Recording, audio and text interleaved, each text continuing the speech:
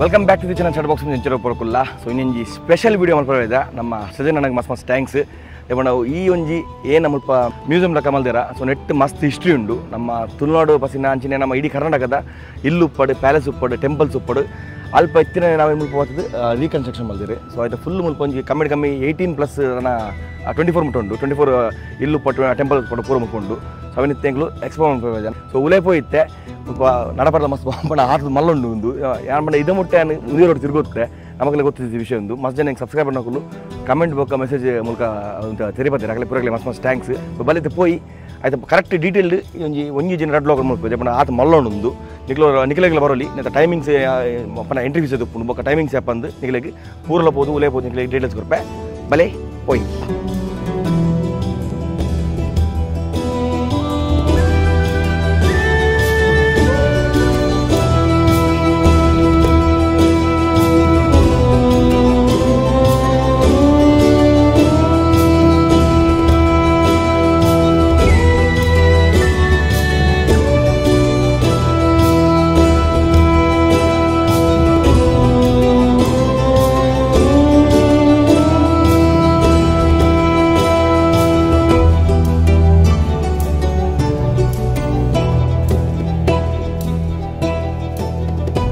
ನಮ್ಮ ಶುರು ಮಾಡ್ಬಿಡ್ದು ಸ್ವಲ್ಪ ನಮ್ಮ ಮ್ಯಾನೇಜರ್ ಇಲ್ಲರು ರಮೇಶ್ ಮಲ್ಯ ಬಂದು ಸರ್ ನಮಸ್ತೆ ಸೊ ಮೇರ್ ಒಂಜಿ ಕಿಂಜಾದ ನೆತ್ತ ಬಗ್ಗೆ ಪನ್ಪೇರು ಆಯ್ತು ಪಕ್ಕ ನಮ್ಮ ಕುಡಿಂಜಿ ಗೈಡ್ ಇಲ್ಲರು ಆರು ಅವನ್ ಕಂಟಿನ್ಯೂ ಮಾಡ್ಪೇರು ಸರ್ ನಮಸ್ತೆ ನಮಸ್ತೆ ಹೇಳಿ ಸರ್ ಹಸ್ತಶಿಲ್ಪ ಒಂದು ಕಲ್ಪನೆ ಶುರುವಾಗಿದ್ದು ಸುಮಾರು 40 ವರ್ಷದ ಮುಂಚೆ 45 ವರ್ಷದ ಮುಂಚೆ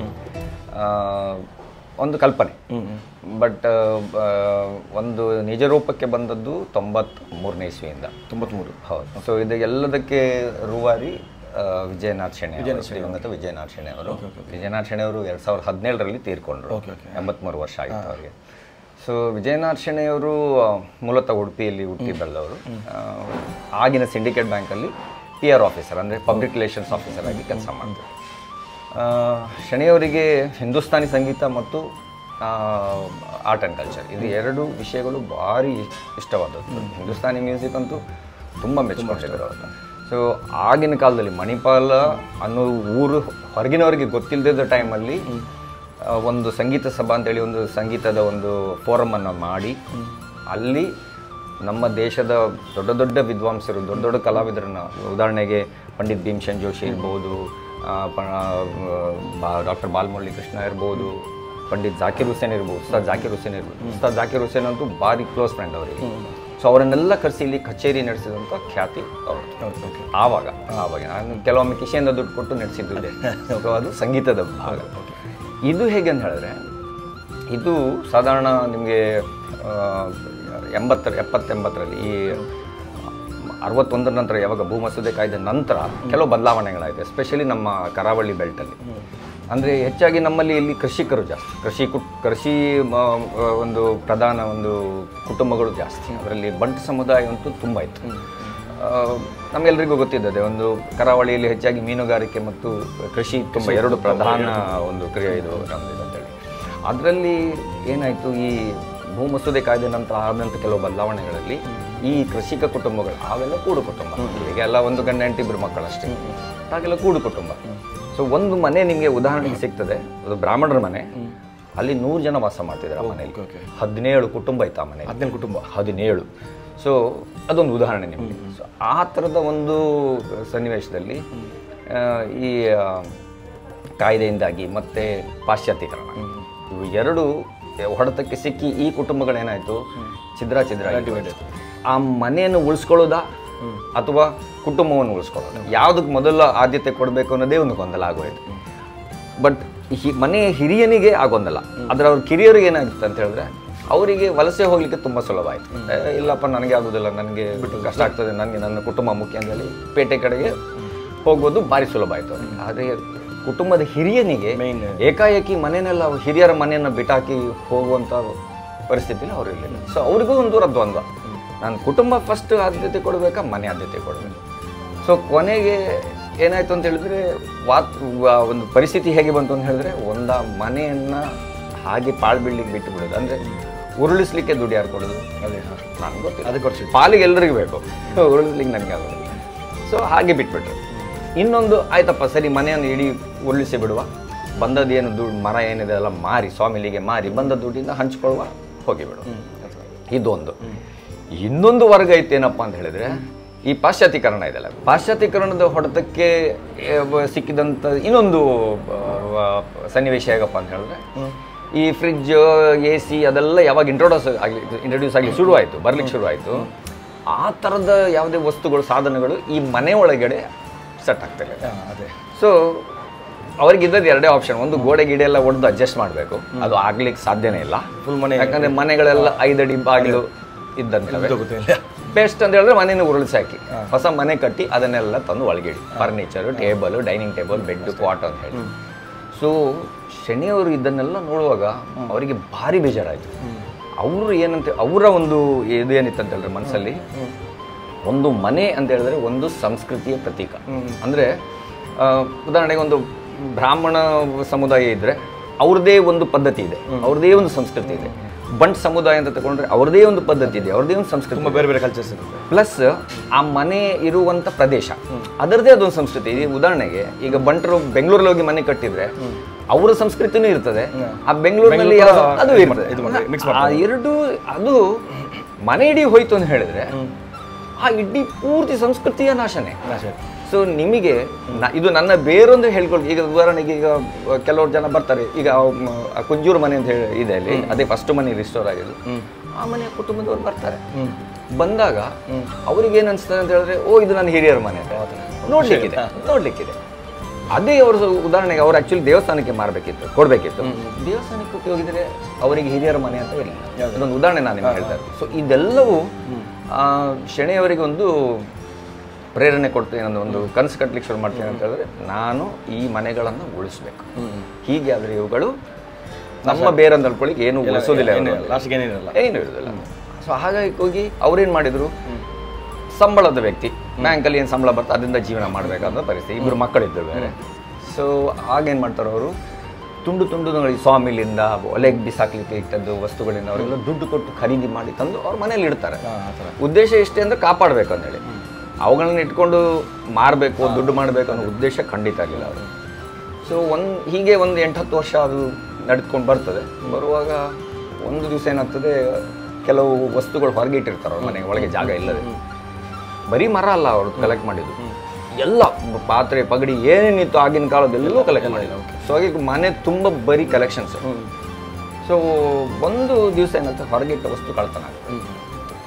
ಶನಿವಾರ ಅಪ್ಸೆಟ್ ಆಗಿಬಿಡ್ತಾರೆ, ಅಯ್ಯೋ ಹೋಯ್ತಲ್ಲ ಅಂತ ಹೇಳಿ ಕದ್ಕೊಂಡು ಹೋಗೋದ್ರ ಬಗ್ಗೆ ಅವರಿಗೆ ಬೇಜಾರಿಲ್ಲ. ಕದ್ಕೊಂಡು ಹೋದವ ಅದನ್ನು ಒಳ್ಳೆ ಉದ್ದೇಶಕ್ಕೆ ಬಳಸಿದ್ರೆ ಭಾರಿ ಖುಷಿ.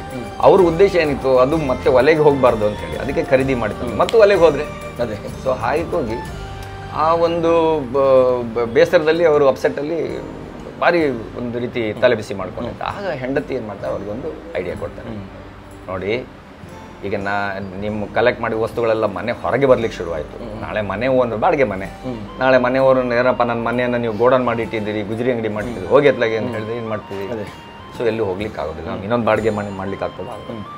ನಾವಿಬ್ಬರು ಬ್ಯಾಂಕಲ್ಲಿ ಕೆಲಸ ಮಾಡ್ತೀವಿ, ಯಾಕೆ ಒಂದು ಲೋನ್ ತಗೊಂಡು ಒಂದು ಮನೆ ಕಟ್ಟುವ, ಎಲ್ಲ ವಸ್ತುಗಳನ್ನು ಬಳಸುವ, ಮರಗಳು ಜಾಸ್ತಿ ಬಳಸಿ ಮನೆ ಕಟ್ಟುವ.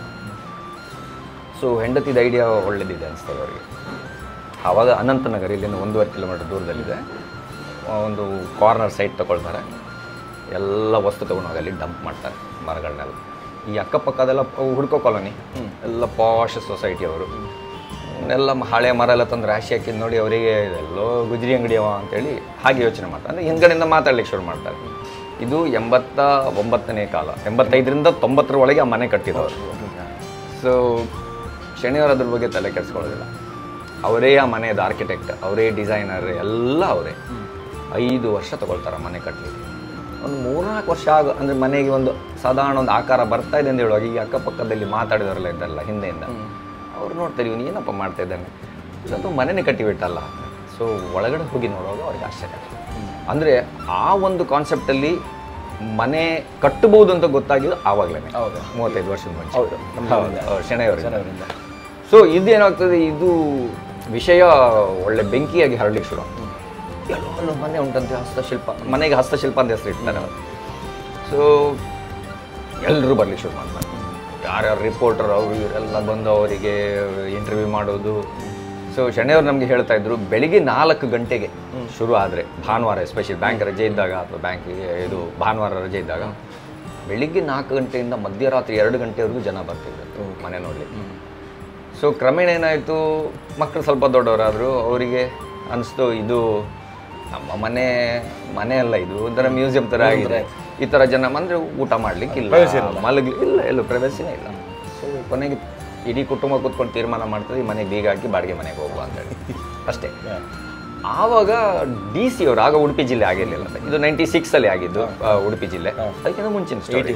ಆವಾಗ ಮಂಗಳೂರಿಂದ DC ಅವರು ಬರ್ತಾರೆ, ಒಳ್ಳೆ ಜನ ಅವರು. ಸೊ ಶೆಣೆಯವ್ರ ಜೊತೆ ತುಂಬ ಮಾತಾಡ್ತಾರೆ. ಶೆಣೆಯವರು ಹಾಗೆ ಎಕ್ಸ್ಪ್ಲೇನ್ ಮಾಡಿ ಹೇಳ್ತಾರೆ, ಸರ್ ನೋಡಿ ಹಳ್ಳಿ ಊರುಗಳಲ್ಲಿ ಈ ಥರದ ಒಳ್ಳೊಳ್ಳೆ ಮನೆಗಳು ಎಲ್ಲ ನಾಶ ಆಗ್ತಾ ಇದೆ, ಎಲ್ಲ ಬಲವಂತವಾಗಿ ಉರುಳಿಸ್ತಾ ಇದ್ದಾರೆ. ಸೊ ಇದು ನಮ್ಮ ಸಂಸ್ಕೃತಿಯ ಪ್ರತೀಕ. ಇದು ಹೋಯ್ತು ಅಂತ ಹೇಳಿದ್ರೆ ನಮ್ಮದು ಬೇರಂತ ತಿಳ್ಕೊಳ್ಳಿಕ್ಕೆ ಎಲ್ಲ ಹೋಗಿ ಹೋಗ್ತದೆ. ಸೊ ಅದಕ್ಕೆ ನಾನು ಆ ಮನೆಯನ್ನು ಉಳಿಸ್ಬೇಕು.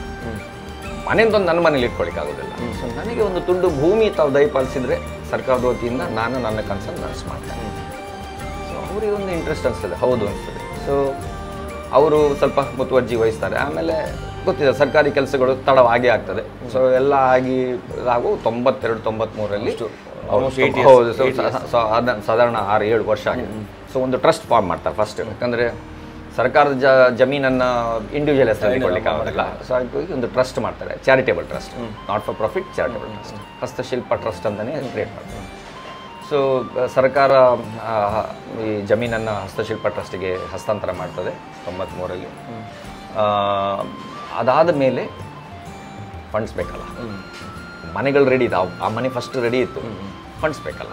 ಸೊ 90 ಬೇರೆ ಬೇರೆ ಏಜೆನ್ಸಿಗಳಿಗೆ ಬರೀತಾರೆ, ನಮ್ಮ ದೇಶದ ಏಜೆನ್ಸಿಗಳಿಗೆ ಬರೀತಾರೆ. ಬಟ್ ಎಲ್ಲಿಂದಲೂ ಅವರಿಗೆ ಒಂದು ಸಕಾರಾತ್ಮಕ ಉತ್ತರ ಬರೋದಿಲ್ಲ. ಸೊ ಯಾರು ಮುಂದೆ ಬರೋದಿಲ್ಲ ಅವ್ರು. ಅಂದರೆ ಆಗ ಆ ಕಾನ್ಸೆಪ್ಟ್ ತುಂಬ ಹೊಸದು, ಏನೋ ಸುಮ್ಮನೆ ದುಡ್ಡು ವೇಸ್ಟ್ ಅಂತೇಳಿ. ಬಟ್ ನಾರ್ವೇಜಿಯನ್ ಎಂಬಸಿ ಅಂದರೆ ರಾಯಭಾರ ಕಚೇರಿ ಡೆಲ್ಲಿಯಲ್ಲಿರುವುದು, ನಾರ್ವೆ ದೇಶದ ರಾಯಭಾರ ಕಚೇರಿ, ಅವರ CSR ಫಂಡನ್ನು ಒಂದು ಆರ್ಟ್ ಆ್ಯಂಡ್ ಕಲ್ಚರ್ ಅನ್ನೋ ಒಂದು ವಿಭಾಗಕ್ಕೆ ಫಂಡ್ ಮಾಡಲಿಕ್ಕೆ ಕಾಯ್ತಾ ಇರ್ತಾರೆ. ಶೆಣೆಯವರಾಗ ಆರ್ಟಿಕಲ್ಸ್ ಎಲ್ಲ ಬರೀತಾರೆ. ಈ ಸುರಾಲ್ ಅರಮನೆದು ಇದು ಕನ್ಸಲ್ಟೆಂಟ್ ಆಗಿ ಅವ್ರು ಕೆಲಸ ಮಾಡ್ತಾರೆ. ಆ ಟೈಮಲ್ಲಿ ಕೆಲವು ಆರ್ಟಿಕಲ್ ಎಲ್ಲ ಬರ್ತಾರೆ. ಅದೆಲ್ಲ ನೋಡಿ ಈ ವ್ಯಕ್ತಿ ಸ್ವಲ್ಪ ಏನೋ ಇಂಟ್ರೆಸ್ಟಿಂಗ್ ವ್ಯಕ್ತಿ ಅಂತೇಳಿ ಅವ್ರು ಮಾತಾಡಲಿಕ್ಕೆ ಬರ್ತಾರೆ, ಎಲ್ಲ ಮಾತುಕತೆ ಎಲ್ಲ ಆಗ್ತದೆ. ಕೊನೆಗೆ ಅವರು ಒಂದು ಅಂಶ ನಾವಿಷ್ಟು ಫಂಡ್ ಮಾಡ್ತಾರೆ, ಆಮೇಲೆ ನೋಡುವ ಅಂತೇಳಿ ಮಾಡ್ತಾರೆ. ಆ ಇಡೀ ಮನೆ ಏನಾಗಿದೆ ಅವರಿಗೆ ದೇವಸ್ಥಾನಕ್ಕೆ ಕೊಡುವ ಒಂದು, ಅಂದರೆ ಇವ್ರು ಹೋಗಿ ಅವ್ರು ಕನ್ವಿನ್ಸ್ ಮಾಡ್ತಾರೆ, ಸರ್ ನೋಡಿ ನೀವು ದೇವಸ್ಥಾನಕ್ಕೆ ಕೊಟ್ಟರೆ ಈ ಮನೆ ಇಡೀ ದೇವಸ್ಥಾನಕ್ಕೆ ಹೋಗಿಬಿಡ್ತದೆ, ಚಿದ್ರಾಚಿದ್ರಿಯಾಗಿ ಹೋಗ್ತದೆ, ಕಂಬ ಅಲ್ಲಿ ಪಿಲ್ಲರ್ ಇಲ್ಲಿ ಹೋಗ್ತದೆ. ನೀವು ನನಗೆ ಕೊಟ್ಟರೆ ಇಡೀ ಮನೆಯನ್ನು ನಾನು ಹಾಗೆ ಉಳಿಸ್ತೇನೆ. ಅವ್ರು ಪರ್ಸ್ಯೂಡ್ ಮಾಡಿದ್ರು, ಅವ್ರಿಗೆ ಹೋಗಿ ಸ್ವಲ್ಪ ಸಮಜಾಯಿಷಿ ಮಾಡಿ. 3 ಜನ ಇದ್ದಾರೆ ಅದಕ್ಕೆ, 3 ಜನ ಲೀಗಲ್ ಹೈರ್ ಅದಕ್ಕೆ. ಆ ಮನೆಗೆ ಹೋಗಿ ಅವರಿಗೆಲ್ಲ ಹೇಳಿ ವಿವರಿಸಿ ನಾನು ಏನು ಮಾಡ್ಲಿಕ್ಕೆ ಹೋಗ್ತಾ ಇದ್ದೇನೆ, ನಿಮ್ಗೇನು ಉಪಯೋಗ, ನನಗೇನು ಉಪಯೋಗ, ಇದೆಲ್ಲ ಹೇಳಿ ಆಗ ಅವ್ರಿಗೊಂದು ಕನ್ವಿನ್ಸ್ ಆಗ್ತದೆ. ಸೊ ಕನ್ವಿನ್ಸ್ ಆದ ನಂತರ ಹೇಳ್ತಾರೆ, ದೇವಸ್ಥಾನಕ್ಕೆ ಕೊಡೋ ಬದಲು ನಾವು ನಿಮಗೆ ಕೊಟ್ಬಿಡ್ತೇವೆ ಮನೆ ತೊಗೊಂಡೋಗಿ ಕಟ್ಟಿ ನೀವು ಅಂತೇಳಿ. ಅದ್ರ ಮೇಲೆ 1.5 ಲಕ್ಷ ಆಗಿನ ಕಾಲದಲ್ಲಿ 1.5 ಲಕ್ಷ ಟೋಕನ್ ಆಫ್ ಅಪ್ರಿಸಿಯೇಷನ್ ತಗೊಳ್ಳಿ, ನಮ್ಮ ಲೆಕ್ಕದಲ್ಲಿ ಒಂದು ಡೊನೇಷನ್ ಅಂತೇಳಿ ಮನೆಯವರು ಕೊಡ್ತಾರೆ. ಮನೆಯವರು ಇವ್ರಿಗೆ ಕೊಡ್ತಾರೆ.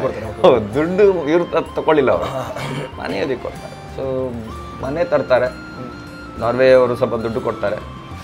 ಅರ್ಧ ಮನೆ ಕಟ್ಟಿದ ಮೇಲೆ ದುಡ್ಡು ಖಾಲಿ ಆಗ್ತದೆ. ಮತ್ತು ಪುನಃ ಅವ್ರ ಹತ್ರ ಹೋಗಿ ಕೇಳ್ತಾರೆ, ಸರ್ ನೋಡಿ ನೀವು ಕೊಟ್ಟ ದುಡ್ಡನ್ನು. ಮತ್ತು ಫಾರಿನರ್ಸ್ ಎಲ್ಲ ಸುಮ್ಮನೆ ಕಣ್ಣು ಮುಚ್ಚಿ ದುಡ್ಡು ಕೊಡೋದಿಲ್ಲ, ಬಂದು ಇನ್ಸ್ಪೆಕ್ಷನ್ ಆಗ್ತದೆ, ಅವ್ರಿಗೆ ಖಾತ್ರಿ ಆಗ್ತದೆ ಈ ಮನುಷ್ಯ 1 ರೂಪಾಯಿ ಹಾಳು ಮಾಡುವ. ಮತ್ತು ಅವ್ರ ಜೊತೆಗೆ ನಾರ್ವೆ ದೇಶ ಆದಮೇಲೆ ಫಿನ್ಲ್ಯಾಂಡ್ ಮತ್ತು ಡೆನ್ಮಾರ್ಕ್ ದೇಶಗಳು ಸೇರ್ತವೆ. ಅವರು ಫಂಡಿಂಗ್ ಮಾಡಲಿಕ್ಕೆ ಶುರು ಮಾಡ್ತಾರೆ. Tourism department, Kannada and culture department, ಆಮೇಲೆ ಆವಾಗ ವಾರ್ತಾ ಮತ್ತು ಪ್ರಚಾರ ಇಲಾಖೆ ಅವರೆಲ್ಲ ಸೇರಿ ಸ್ವಲ್ಪ ಫಂಡಿಂಗ್ಸ್ ಮಾಡ್ತಾರೆ. ಟೂರಿಸಮ್ ಡಿಪಾರ್ಟ್ಮೆಂಟದ್ದು ತುಂಬ ಕೊಡುಗೆ ಇದೆ ನಮಗೆ. ಸೊ ಸಪೋರ್ಟ್ ತುಂಬ ಇದೆ. ಈಗಂತೂ ಉಡುಪಿಯನ್ನು ಒಂದು ಟೂರಿಸ್ಟ್ ಹಬ್ ಮಾಡಬೇಕಂತ ಹೇಳೋದ್ರಿಂದ ಈಗ ನಮಗೆ ತುಂಬ ಸಪೋರ್ಟ್ ಸಿಗ್ತಾ ಇದೆ ಹೊರ ಕಡೆ. ಸೊ ಏರ್ ಬೋರ್ಡ್ ನೋಡ್ಬೋದು ನೀವು, ಅಲ್ಲಿ ಏರ್ ಬೋರ್ಡ್ ಇರಲಿಲ್ಲ, ಏರ್ ಬೋರ್ಡ್ ಎಲ್ಲ ಆಗಿದೆ. ಸೊ ಹೀಗೆ ಒಬ್ಬೊಬ್ಬರದೇ ಕೊಡುಗೆಯಲ್ಲಿ ಶೆಣೆಯವರು ಸಾಧಾರಣ 23 ವರ್ಷ ತಗೊಳ್ತಾರೆ. 23 ವರ್ಷ ಈ ಹೆರಿಟೇಜ್ ವಿಲೇಜ್ ಕಟ್ಟಲಿಕ್ಕೆ 23 ವರ್ಷದ ಅವರ ಒಂದು ಅಂದರೆ ವಾಲಂಟರಿ ರಿಟೈರ್ಮೆಂಟ್ ತಗೊಳ್ತಾರೆ ಬ್ಯಾಂಕಿನ ಇದಕ್ಕೋಸ್ಕರ. ಆವಾಗ ಎಷ್ಟು ಅವರಿಗೆ 58 ವರ್ಷ. 60ಕ್ಕೆ ರಿಟೈರ್ಮೆಂಟ್, 58ಕ್ಕೆ ಏನೋ ತಗೊಳ್ತಾರೆ. ಫುಲ್ ಡೆಡಿಕೇಟೆಡ್ ಇದಕ್ಕೆ. ಹೆಂಡತಿ ಮಕ್ಕಳು ಎಲ್ಲ ಬಿಡ್ತಾರೆ, ಇಡೀ ಲೈಫೇ ಮತ್ತು ಹೆಂಡತಿ ಮಕ್ಕಳು ಸಹ ಹಾಗೆ ಕೋಆಪ್ರೇಟ್ ಮಾಡ್ತಾರೆ ಅವರಿಗೆ. ಮೇನ್ ಅದೇ ಫ್ಯಾಮಿಲಿ ಸಪೋರ್ಟ್ ಇದ್ದರೆ. ಸೊ ಹೆಂಡತಿದು ಸಪೋರ್ಟ್ ಮರೆಯೋಗಿಲ್ಲ ನಾವು. ಅವರ ಚಿನ್ನ, ಅವರ ರಿಟೈರ್ಮೆಂಟ್ ಬೆನಿಫಿಟ್ಸ್ ಎಲ್ಲ ಟೆನ್ಷನ್ ಎಲ್ಲ ಹೆಂಡತಿದು ಹೌದು ಅವ್ರದ್ದು. ಸೊ 23 ವರ್ಷದ ಅವಧಿಯಲ್ಲಿ 19 ಈ ಥರದ ಒರಿಜಿನಲ್ ಸ್ಟ್ರಕ್ಚರ್ಸ್ ಏನಿದ್ದಾವೆ ಪಾಳು ಬೀಳುವಂಥ ಪರಿಸ್ಥಿತಿ ಅಲ್ವಾ, ಹೋಗುವಂಥದ್ದು ಅಂದರೆ ನಾಶ ಆಗಿ ಹೋಗುವಂಥ ಕಟ್ಟಡಗಳು 90% ನೀವೇನು ಮನೆಗಳನ್ನ ಇಲ್ಲಿ ನೋಡ್ತೀರಿ ರಿಸ್ಟೋರ್ ಆಗಿದ್ದಾವೆ ಎಲ್ಲವೂ ಆ ಕಂಡೀಷನಿಗೆ ಹೋದಂಥ ಮನೆಗಳು. ಒಂದು ಉರುಳಿಸ್ಬೇಕು, ಇಲ್ಲ ಒಲೆಗೆ ಹಾಕಬೇಕು, ಇಲ್ಲ ಸಾಮಿಲಿಗೆ ಮಾರಿಬಿಡ್ಬೇಕು, ಅಷ್ಟೇ ಈ ಪರಿಸ್ಥಿತಿಗೆ ಹೋದ ಮನೆ. ಅಂಥ ಮನೆಗಳನ್ನ ಹುಡುಕಿ ತಂದು ರಿಸ್ಟೋರ್ ಮಾಡಿ ಇರ್ತಾರೆ. ಅದರಲ್ಲಿ 3 ವಿಶೇಷವಾದದ್ದು ಐತಿಹಾಸಿಕ. ಒಂದು ಘೋರ್ಪಡೆಯವರಿಗೆ ಸೇರಿದ್ದು, ಅಂದರೆ ಶಿವಾಜಿ ಮಹಾರಾಜರ ಕುಟುಂಬಕ್ಕೆ ಸೇರಿದ್ದು, ಅದು ಮುಧೋಳದಿಂದ ತಂದದ್ದು, ಮುಧೋಳ ಅರಮನೆಯ ಒಂದು ಭಾಗ. ಎರಡನೇದು ವಿಜಯನಗರ ಕಾಲಕ್ಕಿಂತ ಪೂರ್ವದ್ದು, ಅಂದರೆ ಕೃಷ್ಣದೇವರಾಯರ ಕಾಲಕ್ಕಿಂತ ಮುಂಚಿನದು, 1341ನೇ ಇಸ್ವಿ, ಅದೊಂದು ಕಮಲ್ ಮಹಲ್ ಅಂತೇಳಿ. ಇನ್ನೊಂದು ಬಾರಿಕ್ ಶಾಹಿಗಳಿಗೆ ಸೇರಿದ್ದು, ಅಂದರೆ ಬೀದರ್ನ ಸುಲ್ತಾನರಿಗೆ ಸೇರಿದ್ದು ಒಂದು. ಅದು ಇದ್ದದ್ರಲ್ಲಿ ಅದು ಹೊಸದು, 107 ವರ್ಷ. ಇದ್ದದ್ರಲ್ಲಿ ಅತಿ ಹಳೇದು ಅಂತ ಹೇಳಿದರೆ 12ನೇ ಶತಮಾನದ ಹರಿಹರ ಮಂದಿರ. ಅದು ಕುಶಾಲನಗರ, ಮಡಿಕೇರಿ ಕುಶಾಲನಗರದ ಹತ್ರ ಒಂದು ನೀರ್ಗೊಂಡ ಅಂತೇಳಿ ಒಂದು ಸಣ್ಣ ಕುಗ್ರಾಮ ಇತ್ತು, ಅಲ್ಲಿಂದ ತಂದದ್ದು. ಈಗ ಅದು ಹೋಯ್ತು. ಲಾಸ್ಟ್ ಟೈಮ್ ನೋಡಿ ಮಡಿಕೇರಿಯಲ್ಲೆಲ್ಲ ಭೂಕುಸಿತ ಆಗಿ ಆ ಟೈಮಲ್ಲೆಲ್ಲ ನೀರ್ಗೊಂಡೆಲ್ಲ ಹೋಗ್ಬಿಟ್ಟಿದೆ, ಏನಿಲ್ಲ. ಈಗ ಆ ಜಾಗ ಎಲ್ಲಿದೆ ಅಂತ ಗೊತ್ತಾಗೋದು. ಸೊ ಅಲ್ಲಿ ಸಿಕ್ಕಿದಂತೆ ಇದು ನೆಲದಡಿಲಿದ್ದ ದೇವಸ್ಥಾನ ತಗೊಂಬಂದು ಇಲ್ಲಿ ರಿಸ್ಟೋರ್ ಮಾಡಿದ್ರು. ಸೊ ಅವರ ಜೀವಿತಾವಧಿಯಲ್ಲಿ 19 ಆ ಥರದ ಸ್ಟ್ರಕ್ಚರ್ ಇಲ್ಲಿ ತಂದು ಅವುಗಳನ್ನು ಬದುಕಿಸಿ ಆಗಿನ ಕಾಲದಲ್ಲಿ ಮನೆ ಹೇಗಿತ್ತು ಅನ್ನೋ ಕಲ್ಪನೆ ಜನರಿಗೆ ಬರಬೇಕು, ನೋಡಿದ ಕೂಡಲೇ ಬರಬೇಕು ಅನ್ನೋ ರೀತಿಯಲ್ಲಿ ಆ ಮನೆಯನ್ನು ಇಡೀ ಶೃಂಗಾರ ಮಾಡ್ತಾರೆ.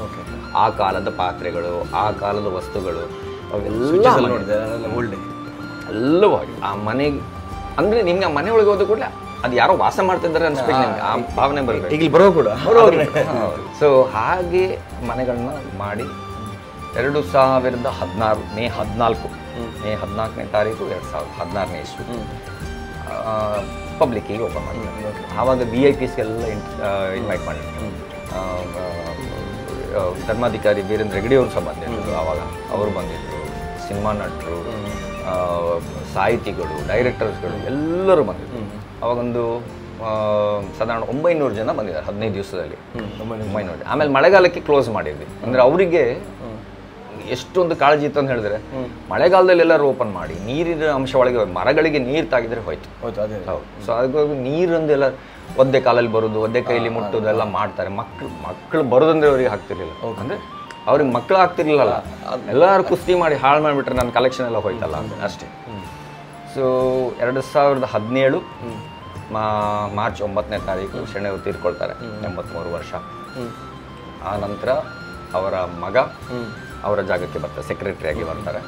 ಸೊ 2018ರಲ್ಲಿ ಹೊಸದೊಂದು ಟ್ರಸ್ಟ್ ಫಾರ್ಮ್, ಅಂದರೆ ಬೋರ್ಡ್ ಫಾರ್ಮ್ ಆಗ್ತದೆ. ಇದೇ ಟ್ರಸ್ಟ್ ಇದು ಬೋರ್ಡ್ ಫಾರ್ಮ್ ಆಗ್ತದೆ. ಅವರು ಸೆಕ್ರೆಟರಿ ಆಗ್ತಾರೆ ಮಗ. ಅಲ್ಲಿ ನಂತರ ನಾವು ಸ್ವಲ್ಪ ಅಂದರೆ ಶೆಣೆಯವರಿದ್ದಾಗ ಹಣಕಾಸಿನ ಬಗ್ಗೆ ಯಾರೂ ತಲೆ ಬಿಸಿ ಮಾಡ್ಕೊಂಡಿಲ್ಲ. ಅಂದರೆ ಅವರಿಗೆ ಆ ಒಂದು ಚಾಕಚಕ್ಯತೆ ಗೊತ್ತಿತ್ತು, ಯಾರ ಹತ್ರ ಹೇಗೆ ಮಾತಾಡಿ ಹೇಗೆ ಫಂಡ್ಸ್ ತರಿಸ್ಬೇಕು, ಹೇಗೆ ಕೆಲಸ ಮಾಡಿಸ್ಬೇಕು ಅಂತ. ಬಟ್ ಆಮೇಲೆ ಏನಾಯ್ತು ಅಂತ ಹೇಳಿದ್ರೆ ಆ ಲಿಂಕ್ ಎಲ್ಲ ನಮಗೆ ಸ್ವಲ್ಪ ತಪ್ತಾ ಹೋಯ್ತು. ಅಂದರೆ ಲಿಂಕೇ ಇಲ್ಲ ಅಂತ ಹೇಳಿ ಈಗೂ ಇದ್ದಾರೆ. ಆದರೆ ಶೆಣೆಯವರ ಹಾಗೆ ಬೆನ್ನು ತಾಗಿ ಮಾಡಲಿಕ್ಕೆ ಆಗುತ್ತೆ. ಯಾಕಂದರೆ ನಮ್ಮ ಎಲ್ಲ ಟ್ರಸ್ಟಿಗಳ್ಸು ವಾಲಂಟಿಯರ್ಗಳೇ. ಸೊ ಅವರಿಗೆ ಅವರದೇ ಆದ ಕೆಲಸಗಳೆಲ್ಲ ಇರ್ತವೆ. ಸೊ ಬೆನ್ನು ಕಚ್ಚಿ ಒಂದು ಕೆಲಸ ಅಂಟ್ಕೊಂಡು ಮಾಡಲಿಕ್ಕೆ ಸ್ವಲ್ಪ ಕಷ್ಟ ಆಗ್ತಾಯಿತ್ತು. ಸೊ ಆ ಟೈಮಲ್ಲಿ ನಾವು ಕೆಲವು ಇನಿಷಿಯೇಟಿವ್ಸನ್ನು ಶುರು ಮಾಡಿದ್ವಿ. ಅಂದರೆ ಹಣಕಾಸಿನ ತುಂಬ ಪ್ರಾಬ್ಲಮ್ ಇತ್ತು ಅಂತ ಹೇಳಿದ್ರೆ ನಮಗೆ ಮೇಂಟೈನ್ ಮಾಡಲಿಕ್ಕೆ ತುಂಬ ಕಷ್ಟ ಆಗ್ತಾಯಿತ್ತು. ನಮಗೆ ಟಿಕೆಟ್ ದುಡ್ಡಿಂದ ಬರೋ ಹಣದಿಂದ ಏನು ಮೇಂಟೈನ್ ಮಾಡಲಿಕ್ಕೆ ಆಗ್ತಿಲ್ಲ. ಆಗ ಜನಸಂಖ್ಯೆನೂ ಕಡಿಮೆ ಬರೋದು. ಸೊ ಆಮೇಲೆ ನಾವು ಕೆಲವು ಬದಲಾವಣೆಗಳನ್ನೆಲ್ಲ ಮಾಡಿದ್ವಿ. ಮನೆಯನ್ನು ಅಡಾಪ್ಟ್ ಮಾಡ್ಲಿಕ್ಕೆ ಹೇಳಿದಿತ್ತು. ಕೆಲವರೆಲ್ಲ ದುಡ್ಡಿತ್ತು, ಖರ್ಚು ಮಾಡೋದು ಹೇಗಂತ ಗೊತ್ತಿಲ್ಲ ಅವರಿಗೆ. ಸೊ ನಾವು ಹೇಳಿದ್ವಿ ನೋಡಿಯಪ್ಪ ಅಡಾಪ್ಟ್ ಮಾಡಿ ಅಂದರೆ ಅಡಾಪ್ಷನ್ ಅಂತ ಹೇಳಿದ್ರೆ ಹೇಗಂತ ಮೇಂಟೆನೆನ್ಸ್ ಎಲ್ಲ ಈ 1 ವರ್ಷಕ್ಕೆ ಈ ಮನೆಗೆ ಒಂದಿಷ್ಟು ಲಕ್ಷ ಖರ್ಚಿದೆ, ಅದರಲ್ಲಿ ನಂದೊಂದು ಪಾಲು. ಓಕೆ ಆ ಥರ. ಸೊ ಈ ಮನೆಗೆ ಈಗ ಈ ಸ್ಟ್ರಕ್ಚರಿಗೆ 1 ವರ್ಷಕ್ಕೆ 10 ಲಕ್ಷ ಖರ್ಚು ಅಂತ ಹೇಳಿದ್ರೆ 10 ಜನ ಇದಕ್ಕೆ ದುಡ್ಡು ಕೊಡ್ತಾರೆ. ಒಮ್ಮ 50 ಕೊಟ್ಟ, ಒಬ್ಬ 25 ಕೊಟ್ಟ. ದೊಡ್ಡ ಸಬ್ಸ್ಟಾನ್ಷಿಯಲ್ ನೋಡಿ ನಿಮ್ಮ ಹಿಂದೆನೇ ಇದೆ ಬೋರ್ಡ್. ಇದು ಆಭರಣ ಫೌಂಡೇಶನ್ ಅಂತೇಳಿ ಬೆಂಗಳೂರಿನವರು. ಇವರು ನಿರಂತರ ಈಗ ಇದು 4ನೇ ವರ್ಷ ಇದು. ಈಗ ಶೆಣೆಯವರ ಮೂಲ ಮನೆಯನ್ನು ಅಡಾಪ್ಟ್ ಮಾಡಿದ್ದಾರೆ. ಸೊ ಅಂಥವರು ಇದ್ದಾರೆ. ಸೊ ಹಾಗಾಗಿ ಏನಾಗ್ತದೆ, ನಮಗೆ ಆ ಹಣ ಬರೋದ್ರಿಂದ ಈ ಟಿಕೆಟ್ ದಿಂದ ಬರುವ ಹಣದ ಮೇಲೆ ಹೊರೆ ಬೀಳುವುದಿಲ್ಲ. ಸೊ ಅದನ್ನು ನಾವು ಯಾವುದಕ್ಕೆ ಉಪಯೋಗಿಸ್ಬೇಕು ಅದಕ್ಕೆ ಉಪಯೋಗಿಸ್ಬೋದು. ಸೊ ಇದು ಬಂದ ಹಣವನ್ನು ಮೇಂಟೈನ್ ಮಾಡ್ತೀರಾ. ಯಾಕಂದರೆ ನಮಗೆ ಸೊ ದೇವರದಿಂದ ನಮ್ಮಲ್ಲಿರುವ ಸ್ಟಾಫ್ ಸಹ ಹಾಗೇನೆ, ಸಣ್ಣ ಟೀಮ್ ನಮ್ಮದು, 7 ಜನರ ಟೀಮ್, ನಾನು ಸೇರಿ 7 ಜನರ ಟೀಮ್. ಸೊ 7 ಜನರಲ್ಲಿ ನಿಮಗೆ ಹೇಗೆ ಡೆಡಿಕೇಶನ್ ಹೇಗೆ ಅಂತ ಹೇಳಿದ್ರೆ, ನಮಗೆ ಹೆರಿಟೇಜ್ ವಿಲೇಜ್ ಮುಖ್ಯ. ಸೊ ಕೆಲಸ ಸಂಬಳ ಆಮೇಲೆ. ಸೊ ಹೆರಿಟೇಜ್ ವಿಲೇಜ್ ಮುಖ್ಯ. ಸೊ ಆ ಮನೋಭಾವದಿಂದ ಇರೋರು, ಯಾಕಂದರೆ ಎಲ್ಲ ಶೆಣೆಯವರೊಟ್ಟಿಗೆ ಪಳಗಿದ್ದವರು. ಒಂದು ಜಾಬ್ ಮೇಲೆ ಪ್ರೀತಿ ಇದ್ದರೆ ಅದರ ಎಲ್ಲರೂ ಶೆಣೆಯವರೊಟ್ಟಿಗೆ ಪಳಗಿದ್ದವರು. ಸೊ ಶೆಣೆಯವರವರಿಗೆ ಅಷ್ಟು ಚೆಂದಾಗಿ ಟ್ರೀಟ್ ಮಾಡಿದ್ದಾರೆ. ಮತ್ತು ಅದೇ ರೀತಿ ಅವರಿಗೆ ಏನು ಅವರ ಟ್ರೈನಿಂಗ್ ಏನಿದೆ ಆ ಥರ ಪಕ್ಕ ಮಾಡಿ. ನನಗೆ ಹೆಚ್ಚು ಕಮ್ಮಿ ಒಂದು 8 ತಿಂಗಳು ಮಾತ್ರ ಶೆಣೆಯವರು ನನಗೆ ಸಿಕ್ಕಿದ್ದು. ನಾನು ಜಾಯ್ನ್ ಆದ 8 ತಿಂಗಳಿಗೆ ಶೆಣೆಯವರು ತೀರ್ಕೊಂಡು. ಸೊ ಆ 8 ತಿಂಗಳಲ್ಲೂ ಸಹ ನಮಗೆ ಅಪಾರವಾದವರ ಅನುಭವ ಏನಿದೆ ಎಲ್ಲ ಕೂತ್ಕೊಂಡು ನಮಗೆ ಹೇಳ್ತಿದ್ರು. ಆವಾಗ ಗೈಡೆಡ್ ಟ್ಯೂರ್ ಮಾತ್ರ ಇತ್ತು, ಅನ್ಗೈಡೆಡ್ ಟ್ಯೂರ್ ಅಂತ ಇರಲಿಲ್ಲ. ಸೊ ನಾವು ಸ್ವಲ್ಪ ನಮ್ಮ ಹೊರೆ ಕಡಿಮೆ ಮಾಡ್ಕೊಳ್ಳಿಕ್ಕೆ ನಾವು ಗೈಡನ್ನೆಲ್ಲ ತೆಗೆದ್ವಿ, ಅನ್ಗೈಡೆಡ್ ಟ್ಯೂರ್ ಅಂತ ಮಾಡಿದ್ವಿ. ಮಾಡಿ ಒಂದು ಗೈಡ್ ನಾನೇ ತಯಾರು ಮಾಡಿದೆ. ಸೊ ಜನರು ಓದೋದು ಅವರಷ್ಟೇ ಹೋಗುವಂಥ ಆತ. ಸೊ ಅದು ಖುಷಿಯಾದ ಜನರಿಗೆ. ಗೈಡೆಡ್ ಟೂರ್ ಅಂದರೆ 3 ಗಂಟೆ ತಿರುಗಬೇಕು, 6 ಎಕರೆ ಇದೆ, 3 ಗಂಟೆ ತಿರುಗಲಿಕ್ಕೆ ಯಾರಿಗೂ ಅಷ್ಟು ಪೇಷನ್ಸು ಇಲ್ಲ, ಟೈಮ್ ಇರೋದಿಲ್ಲ. ಇದಾದ್ರು 1-1.5 ಗಂಟೆಯಲ್ಲಿ ಮುಗಿದೋಗ್ತದೆ. ಸೊ ಹೀಗೆ ಒಂದೊಂದೇ ಪ್ರೋಗ್ರೆಸ್ಸನ್ನು ತರ್ತಾ ಬಂದ್ವಿ. ಆಮೇಲೆ ಟೂರಿಸಂ ಡಿಪಾರ್ಟ್ಮೆಂಟ್ನವ್ರು ಬಂದರು, ಆಡಿಯೋ ವಿಡಿಯೋ ಗೈಡ್ ಬೇಕು ಅಂತ ಸುಮಾರು ಜನ ನಮಗೆ ಇಲ್ಲಿ ವಿಸಿಟರ್ಸ್ ಎಲ್ಲ ಕೇಳ್ತಾರೆ, ನಿಮ್ಮ ಹತ್ರ ಅದಿಲ್ವಾ, ನಿಮ್ಮ ಹತ್ರ ಇದ್ವಿ. ಸೊ ನಮಗೆ ಟೂರಿಸಂ ಡಿಪಾರ್ಟ್ಮೆಂಟ್ ಅವ್ರದ್ದೊಂದು ಪೈಲಟ್ ಪ್ರಾಜೆಕ್ಟ್ ಆಯಿತು. ಸೊ ಆ AR ಬೋರ್ಡ್ ಆ ಟೈಮಲ್ಲಿ ಇನ್ಸ್ಟಾಲ್ ಆಗಿದೆ 23ಯಲ್ಲಿ. ಸೊ ಅದೊಂದು 5 ಸ್ಟ್ರಕ್ಚರಿಗೆ ಇನ್ಸ್ಟಾಲ್ ಮಾಡಿದ್ದಾರೆ. ಅದು ಈಗ ಉಪಯೋಗ ಆಗ್ತಾ ಉಂಟು ಅವರಿಗೆ. ಜಾಸ್ತಿ ಇನ್ಫಾರ್ಮೇಷನ್ ಸಿಗುತ್ತೆ. ಮತ್ತು ಇಲ್ಲಿ ನಿಮ್ಮ ಟ್ಯಾಪ್ಮಿ ಅಂತೇಳಿ ಒಂದಿದೆ, ನಿಮ್ಮ ಮ್ಯಾನೇಜ್ಮೆಂಟ್ ಇನ್ಸ್ಟಿಟ್ಯೂಟ್ ಮಕ್ಕಳು, ಅವ್ರದ್ದೆಲ್ಲ ಒಂದು ಪ್ರಾಜೆಕ್ಟ್ ಇದೆ, ಸೇವಾ ಅಂತ. ಅವರು ಏನೇನು ಅವ್ರವ್ರ ಇನೋವೇಟಿವ್ ಐಡಿಯಾ. ಯಾಕಂದರೆ ಈಗಿನ ಜನ್ರೇಷನಿಗೆ ಟೆಕ್ನಾಲಜಿಯನ್ನು ಹೇಗೆ ಬಳಸಬೇಕು ಅಂತ ಚೆನ್ನಾಗಿ ಗೊತ್ತಿದೆ. ಸೊ ಅವ್ರ ಹತ್ರ ಏನಾದ್ರು ಐಡಿಯಾ ಸಿಗ್ತದೆ. ಈಗ ಒಬ್ಬರು ಈ ಸರ್ತಿ ಇದು ಮಾಡಿದವರು ಗೂಗಲ್ ಅರ್ತ್ ಯೂಸ್ ಮಾಡಿ ಇಡೀ ಇದನ್ನು ಒಂದು ಗೈಡ್ ಥರ ಮಾಡಿ. ಸೊ ನೀವು ಗೂಗಲ್ ಅರ್ಥಲ್ಲಿ ಹೋಗಿ ಆ ಸ್ಟ್ರಕ್ಚರ್ ಮೇಲೆ ಟ್ಯಾಪ್ ಮಾಡ್ಕೊಳ್ಳಿ, ಇಮಿಡಿಯೇಟ್ ಆ ಸ್ಟ್ರಕ್ಚರ್ದು ಇನ್ಫಾರ್ಮೇಷನ್ ಫೋಟೋ ಎಲ್ಲ ಬಂದ್ಬಿಟ್ಟು ಹಾಗೆ. ಬಟ್ ಅದು ಇನ್ನೂ ಫೈನಲ್ ಆಗಿಲ್ಲ. ಸೊ ಅದೊಂದು ಐಡಿಯಾ ಕೊಟ್ಟಿದ್ದಾರೆ ಅವರು, ಅದು ಮಾಡ್ಬೋದು ಅಂತ. ಸೊ ಹೀಗೆ ಒಬ್ಬೊಬ್ರದ್ದೇ ಒಂದು ಕೊಡುಗೆ ಇದಕ್ಕೆ ಆ್ಯಡ್ ಆಗ್ತಾ ಇವತ್ತು ಹೆರಿಟೇಜ್ ವಿಲೇಜ್ ಏನಿದೆ ಈ ಹಂತಕ್ಕೆ ಬಂದು ತಲುಪಿದೆ. ತಿಂಗಳಿಗೆ 200 ಜನ ಬರ್ತಾ ಇದ್ದಂಥ ಕಾಲದಲ್ಲಿ ಈಗ ತಿಂಗಳಿಗೆ ನಾನ್ ಸೀಸನಲ್ಲಿ 5,500 ಜನ ಬರ್ತಾರೆ, ಸೀಸನಲ್ಲಿ 12,000 ಜನ ಬರ್ತಾರೆ. ನಮಗೆ ಸೀಸನ್ ಅಂದರೆ October to May. December peak. ಡಿಸೆಂಬರಲ್ಲಿ ನಿಮಗೆ ಇಲ್ಲಿ ಒಳಗಡೆ ವೆಹಿಕಲ್ ಸಮೇತ ಇಡ್ಲಿಕ್ಕೆ ಜಾಗ ಇರೋದಿಲ್ಲ, ಅಷ್ಟು ಬಿಸಿ ಇರುತ್ತೆ. ಸೊ ವರ್ಷ ನಮ್ಮನ್ನು ಲೆಕ್ಕ ಮಾಡ್ತಾ ಬರುವಾಗ ನಮ್ಗೆ ಕೋವಿಡಲ್ಲಿ ನಮಗೆ ಸ್ವಲ್ಪ ಸಮಸ್ಯೆ ಆಯಿತು. ಕೋವಿಡ್ ಆಗ 2 ವರ್ಷ ಬಂದೆ ಮ್ಯೂಸಿಯಂ, ಆಗ ಮಾತ್ರ ನಾವು ತುಂಬ ಕಷ್ಟಪಟ್ಟಿದ್ವಿ. ಸೊ ಹಾಗಾಗಿ ಹೋಗಿ ಶೆಣೆಯವರ ಒಂದು ಆಶೀರ್ವಾದ ಅದೇ. ಸೊ ಎಲ್ಲ ಚಾಲೆಂಜ್ಗಳನ್ನು ಮೀರಿ ಇವತ್ತು ಸಾಧಾರಣ ಸ್ವಾವಲಂಬನೆ ಕಡೆಗೆ ಹೆರಿಟೇಜ್ ವಿಲೇಜ್ ಹೋಗ್ತಾ ಇದೆ. ಸೊ ಯಾರ ಹತ್ರನೂ ಸಾಲ ತಗೊಳ್ಳುವಂಥ ಪರಿಸ್ಥಿತಿ ಇದುವರೆಗೂ ಬಂದಿಲ್ಲ. ಶೆಣೆಯವರು ಇದ್ದಾಗಲೂ ಬಂದಿಲ್ಲ, ಶೆಣೆಯವರು ಹೋದ ನಂತರನೂ ಬಂದಿಲ್ಲ. ಸೊ ಇದ್ದ ಹಣವನ್ನು ಹೇಗೆ ಮ್ಯಾನೇಜ್ ಮಾಡಬೇಕು, ಸ್ಟ್ರಕ್ಚರ್ಸ್ಗಳನ್ನು ಇಂಪಾರ್ಟೆಂಟ್. ನಮಗೆ ಸ್ಟ್ರಕ್ಚರ್ಸ್ಗಳು ನಾವು ಇಂಪಾರ್ಟೆಂಟ್ ಅಂತ ನೋಡ್ಬೇಕು. ಯಾಕಂದರೆ ಅವು ಮತ್ತೆ ಹಾಳಾದರೆ ಮತ್ತೆ ಸರಿ ಮಾಡಲಿಕ್ಕೆ ಆಗೋದೇ ಇಲ್ಲ, ಹೋಯ್ತದೆ. ಸೊ ಆವಾಗ ಶೆಣೆಯವರ ಉದ್ದೇಶ ವೇಸ್ಟ್ ಆಗ್ತದೆ. ಸೊ ಅದಕ್ಕೋಸ್ಕರ ನಮ್ಮ ಪ್ರಾಮುಖ್ಯತೆ ಏನಿದ್ರು ಹೆರಿಟೇಜ್ ವಿಲೇಜ್ನ ಸ್ಟ್ರಕ್ಚರ್ಸು ಖುಷಿಯಾಗಿರಬೇಕು, ಚೆಂದ ಇರಬೇಕು, ಫ್ರೆಶ್ ಆಗಿರಬೇಕು. ಸೊ ಜನರು ನಮಗೆ ಬಂದವರು ತುಂಬ ಹೇಳ್ತಾರೆ, ನೀವು ಹೇಗೆ ಮೇಂಟೈನ್ ಮಾಡ್ತೀರಿ? 31 ಸ್ಟ್ರಕ್ಚರ್ ಇದೆ ಒಳಗೆ, 30 ಸ್ಟ್ರಕ್ಚರ್ಸ್ ಇದ್ದಾವೆ. ಅದರಲ್ಲಿ 19 ರಿಸ್ಟೋರ್ ಸ್ಟ್ರಕ್ಚರ್ಸ್ಗಳಿವೆ. ಅವುಗಳು ಡೈಲಿ ಕ್ಲೀನ್ ಆಗ್ತಾ ಇರಬೇಕು. ನೀವು ಎಲ್ಲಿ ಕೂತ್ಕೊಂಡು ನೀವು ಮುಟ್ಟಿದ್ರೆ ಧೂಳು ಬರಬಾರ್ದು. ಸೊ ಜನ ಫಸ್ಟ್ ಹೇಳೋದು, ನೀವು ಹೇಗೆ ಮೇಂಟೈನ್ ಮಾಡ್ತೀವಿ? ನಾವು ಹೇಳ್ತೇವೆ ನೋಡಿ, 5 ಜನ ಲೇಡೀಸ್ ಇದ್ದಾರೆ, ಅವರಿಗೆ ಥ್ಯಾಂಕ್ಸ್ ಹೇಳಿ ಹೋಗಿ. ಸೊ ಅವ್ರಿಗೂ ಖುಷಿ. ಯಾರಿಗೆ ಕ್ರೆಡಿಟ್ ಹೋಗ್ಬೇಕು ಅವ್ರಿಗೆ ಕ್ರೆಡಿಟ್. ಸೊ ಹೀಗೆ ನಡೆಸ್ಕೊಂಡು ಬಂದಿದ್ದೇವೆ. ಈಗ ಇನ್ನೂ ಕೆಲವು ಪ್ಲ್ಯಾನ್ಸ್ ಎಲ್ಲ ಉಂಟು. ಈಗ ನೋಡ್ಬೋದು ನೀವೆಲ್ಲ ಕೆಲವೆಲ್ಲ ಡೆವಲಪ್ಮೆಂಟ್ ವರ್ಕ್ ಆಗ್ತಾ ಇದೆ. ಈಗ ನೆಕ್ಸ್ಟು ನಮ್ಮ ಕರಾವಳಿಯ ಒಂದು ವಿಶಿಷ್ಟ ಒಂದು ಕಲೆ, ಜಾನಪದ ಕಲೆ ನಮ್ಮ ಭೂತ ದೈವಗಳದ್ದು ಅದರದ್ದು ಮ್ಯೂಸಿಯಮ್ ತುಂಬ ಹಳತಾಗಿತ್ತು. ಬಟ್ ನಮಗೆ ಕೈ ಹಾಕ್ಲಿಕ್ಕೆ ಆಗ್ತಿರ್ಲಿಲ್ಲ ಮೇಂಟೈನ್ ಮಾಡಲಿಕ್ಕೆ. ಸಾಧಾರಣ 30 ರಿಂದ 40 ಲಕ್ಷ ರೂಪಾಯಿ ಬೇಕಿತ್ತು. ಸೊ ಅದಕ್ಕೂ ಒಂದು ದಾನಿಗಳು ಬಂದಿದ್ದಾರೆ. ಸೊ ಅದು ನಾವು ಫಂಡ್ ಮಾಡ್ತೇವೆ, ನಿಮಗೆ ನೀವು ಶುರು ಮಾಡಿ. ಸೊ ಈಗ ಅದೆಲ್ಲ ಪಾಲಿಶಿಂಗ್ ಎಲ್ಲ ಆಗ್ತಾ ಇದೆ. ಈ ಮಳೆಗಾಲದೊಳಗೆ ಅದನ್ನು ಟಾರ್ಗೆಟ್ ಮಾಡಿ ಫಿನಿಶ್ ಮಾಡಬೇಕಂತ ಇದ್ದೇವೆ ನಾವು. ಸೊ ನೆಕ್ಸ್ಟ್ ಸೀಸನ್ ಅವರಿಗೆ ಫ್ರೆಶ್ ಒಂದು ಭೂತದ ಮ್ಯೂಸಿಯಂ ನೋಡಲಿಕ್ಕೆ ಸಿಗ್ತದೆ ಹಾಗೆ. ಸೊ ಇದು ನಾವು ನಡ್ಕೊಂಡು ಬಂದಂಥ ದಾರಿ. ಇದು ಹಿಸ್ಟ್ರಿ ಅಂದರೆ ಹಸ್ತಶಿಲ್ಪ ಶುರುವಾದ ಹಿಸ್ಟ್ರಿ ಇಲ್ಲಿ ತನಕ ಹಿಸ್ಟ್ರಿ. ಸೊ ತುಯರ್ ಏತ್ ಹಿಸ್ಟ್ರಿ ಪಂಡ ಏತ್ ಬಂಗ ಬಿಡ್ತೀರಿ ಒಂದೊಂದು ಸ್ಟ್ರಕ್ಚರ್ ಆಡಿ ಪ್ರಪಂಡ ಮಸ್ತ್ ನೆಟ್ ಇಲ್ಲು ಉಪ್ಪಡ ಟೆಂಪಲ್ಸ್ ಉಪ್ಪಡ ಪ್ಯಾಲೇಸ್ ಕೂಡ ಮಸ್ತ್ ಉಂಟು. ಒಂದು ನಮಗೆ ಪ್ರೌಡ್ ಆಗಿ ಕೇರ್ನಾಗ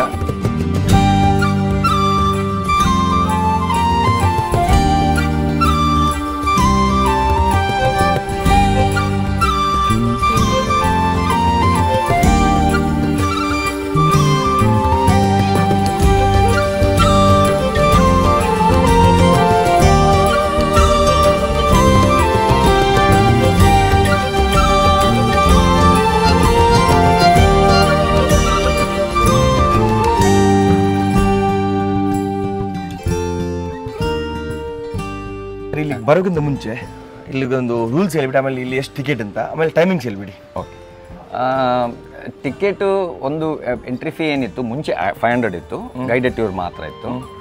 ಆಗ 15 ಜನರಿಗೆ ಮಾತ್ರ ಅವಕಾಶ ಇತ್ತು ಶನಿಯವರು ಇರುವಾಗ. ಆ ನಂತರ ನಾವೇನು ಮಾಡಿದ್ವಿ, ಹೆಚ್ಚು ಜನರಿಗೆ ಅದು ತಲುಪೋದಿಲ್ಲ. 15 ಜನ ದಿನಕ್ಕೆ ಅಂತ ಹೇಳಿದ್ರೆ ಹೆಚ್ಚು ಜನಕ್ಕೆ ತಲುಪೋದಿಲ್ಲ. ಹೆಚ್ಚು ಜನಕ್ಕೆ ತಲುಪಬೇಕಾದ್ರೆ ನಾವು ಸ್ವಲ್ಪ ಬೇರೆ ರೀತಿ ಯೋಚನೆ ಮಾಡಬೇಕಂತೇಳಿ 2018ರಲ್ಲಿ ಹೊಸ ಬೋರ್ಡ್ ಯಾವಾಗ ಬಂತು ಆವಾಗ ಡಿಸೈಡ್ ಮಾಡಿದ್ವಿ ಗೈಡೆಡ್ ಟ್ಯೂರನ್ನು ತೆಗೆದು ಬಿಡುವ.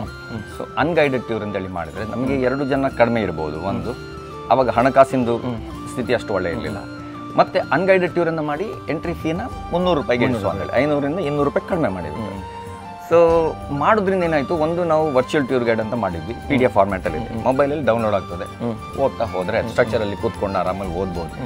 ಸೊ ಅದು ಒಂದು ಉದ್ದೇಶ ಏನಪ್ಪ ಅಂತ ಹೇಳಿದ್ರೆ, ಓದುವಾಗ ಸ್ಟ್ರಕ್ಚರ್ ಒಳಗೆ ಕೂತ್ಕೊಳ್ತಾರೆ. 10 ನಿಮಿಷದಲ್ಲಿ ಕೂತ್ಕೊಂಡು ಕೂಡ ಆ ಸ್ಟ್ರಕ್ಚರ್ ಫೀಲ್ ಆಗಲಿ ಶುರು ಆಗ್ತದೆ. ಸೊ ನಮ್ಮ ಉದ್ದೇಶ ಇದ್ದು ಸ್ಟ್ರಕ್ಚರನ್ನು ಫೀಲ್ ಮಾಡಬೇಕು. ಅವ್ರು ಸುಮ್ಮನೆ ಬಂದು ನೋಡಿ ಫೋಟೋ ತಗೊಂಡ್ರೆ ಆ ಸ್ಟ್ರಕ್ಚರ್ದು ಇಂಪಾರ್ಟೆನ್ಸ್ ಯಾಕೆ ಅಷ್ಟು ಕೂಲ್ ಇದೆ ಅಂತ ನೋಡುವಷ್ಟು ತಾಳ್ಮೆ ಇರೋದ್ರೆ ಜನರಿಗೆ. ಸೊ ಇದೊಂದು ಅವ್ರಿಗೊಂದು ಉದ್ದೇಶ ಇದೆ, ಅದೊಂದು ಕ್ಲಿಕ್ ಆಯ್ತು ನಮಗೆ. ಸೊ ಹಾಗಾಗಿ ಹೋಗಿ ಸಾಧಾರಣ ಈಗ 6 ವರ್ಷ ಮೇಲಾಯಿತು. 2018ಇಂದ ಅದೇ ಎಂಟ್ರಿ ಫೀ ಇದೆ. ಎಂಟ್ರಿ ಫೀ ಎಲ್ಲೂ ನಾವು ಚೇಂಜ್ ಮಾಡ್ಲಿಕ್ಕೆ ಹೋಗಲಿಲ್ಲ. So 300 rupees per head adults normal ticket. ಅದು ಗೈಡೆಡ್ ಟೂರ್ ಕೆಲವು ಬೇಕು ಅಂತ ಹೇಳ್ತಾರೆ, ಆನ್ ಡಿಮಾಂಡ್ ಬಂದರೆ ಅದಕ್ಕೆ 500 ರೂಪೀಸ್ ಪರ್ ಹೆಡ್. ಕೆಲವು ದೊಡ್ಡ ಗುಂಪುಗಳು ಬರ್ತವೆ, ಆಗ ನಾವು 1000 ಚಾರ್ಜ್ ಮಾಡ್ತೇವೆ ಗೈಡೆಡ್ ಫೀಗೆ. ಸೊ ಒಂದು ಗೈಡ್ ಬರ್ತಾರೆ ಅವರು ಇಡೀ ಗ್ರೂಪಿಗೆ 1000 ಚಾರ್ಜ್ ಮಾಡ್ತೇವೆ, ಅಂದರೆ ಅವರಿಗೂ ಹೊರೆ ಆಗಬಾರ್ದು.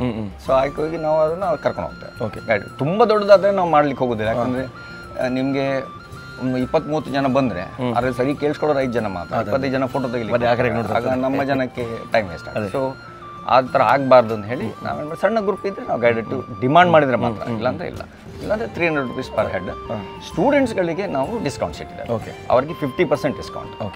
ಸೊ ಈ ಪೇರೆಂಟ್ಸ್ ಜೊತೆಗೆ ಬರ್ತಾರಲ್ಲ ಮಕ್ಕಳು, ಅವರಿಗೆ 10 ವರ್ಷದವರೆಗೆ ಯಾವುದೇ ಶುಲ್ಕ ಇಲ್ಲ, ಫ್ರೀ ಅವರಿಗೆ. 10 ವರ್ಷದವರೆಗೆ ಸಣ್ಣ ಮಕ್ಕಳಿದ್ರೆ ಅವರು ಪೇರೆಂಟ್ಸ್ ಒಟ್ಟಿಗೆ ಯಾರು ಬರ್ತಾರೆ ಅವರಿಗೆ ಯಾವುದೇ ರೀತಿ ಟಿಕೆಟ್ಸ್ ಇರೋದಿಲ್ಲ, ಫ್ರೀಯಾಗಿ ಬರ್ಬೋದು. ಶಾಲೆ ಮಕ್ಕಳಿಗೆ ಬೇರೆ ಸ್ಲ್ಯಾಬ್ ಮಾಡಿದ್ರು. ಇದು 2 ಟಿಕೆಟ್ಸ್ ನಮ್ಮ ಹತ್ರ ಇರೋದು. 300 ಅಡಲ್ಟ್ಸಿಗೆ, 150 ಸ್ಟೂಡೆಂಟ್ಸ್. ಸೊ ಶಾಲೆ ಮಕ್ಕಳಿಗೆ ನಾವು ಸರ್ಕಾರಿ ಶಾಲೆ ಮಕ್ಕಳಿಗೆ ತುಂಬ ಕಡಿಮೆ ಟಿಕೆಟ್, 30 ರೂಪಾಯಿ ಮಾತ್ರ ಪರ್ ಹೆಡ್. ಅದು ಇನ್ಕ್ಲೂಡಿಂಗ್ ಅವರ ಟೀಚರ್ಸ್ ಸಮೇತ, ಅವರೊಟ್ಟಿಗೆ ಸಪೋರ್ಟ್ ಸ್ಟಾಫ್ ಯಾರು ಬರ್ತಾರೆ, ನಾನ್ ಟೀಚಿಂಗ್ ಸ್ಟಾಫ್ ಬರ್ತಾರೆ, ಎಲ್ಲರಿಗೂ 30 ರೂಪಾಯಿ.